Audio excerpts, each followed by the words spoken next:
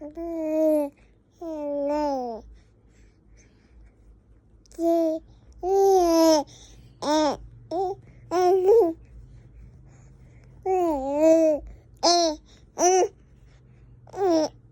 ý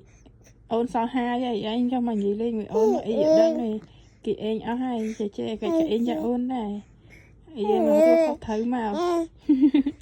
lươn ý cho xiên màu ôn sao hai vì này ai mệt cát thật anh muốn kế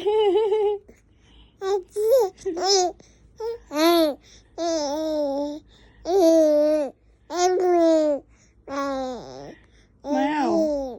đi mèo hoặc ý mèo ý da mèo cho tay đang một màn in vinh dây đây kế